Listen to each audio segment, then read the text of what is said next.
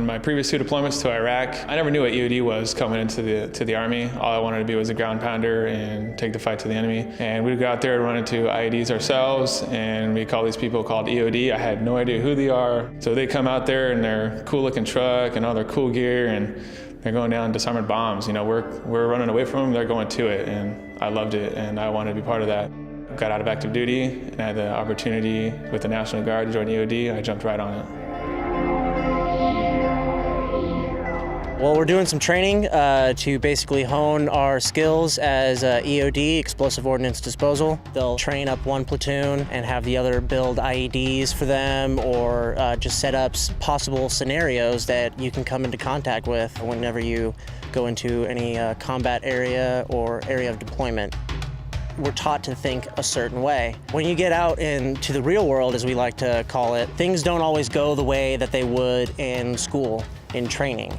So you have to think, okay, well, you know, if I were the enemy, how would I try to kill these guys? How would I do this? Fire in the hole! We work in small teams. Trust is a huge thing because as a team leader, you can't do everything. You're the one here doing the main thinking and solving the problems, and you want to rely on your team members to bounce ideas off you. They build the tools right to make sure everything works the first time. Your basic job is to make him as comfortable as possible. He has a narrow mind focusing on what's in front of him, that you got to look out for his back, and then whatever he needs, make him calm, you know, less stressful. Their lives are in your hands and vice versa. It's a tight-knit group and you all need to trust each other. Go ahead. 4. Pulse is on 4, firing X-ray.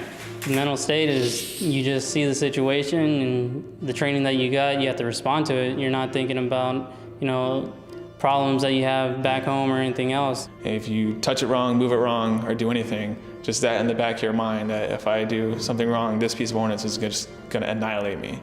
So that is just stress in itself to know that if you mess up, you're going to die. It's the trust that you build on to another person and willing to accept knowledge and criticism on how you do your work. As long as you take it in a positive note and want to do better, it should work out. I didn't realize how much this job meant to me until I started doing it, started going through the school. This is something I can do and I can make a difference in people's lives. I can save lives, prevent people from getting maimed, from stepping on a landmine. But I know I'm making a difference by doing this job.